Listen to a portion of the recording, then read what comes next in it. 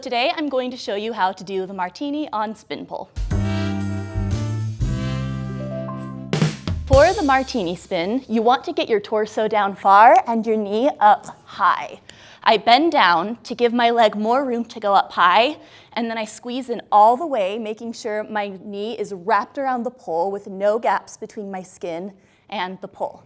From there, I step forward and take off and bring my leg around, hooking my elbow around to grab my leg for this Martini shape. You can bend and have this variation, or you can keep it straight. You can toss your hair, blow a kiss.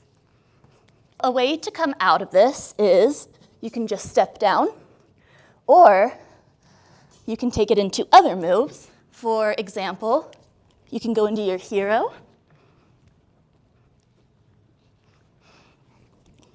or your figure skater, and then just step down from that.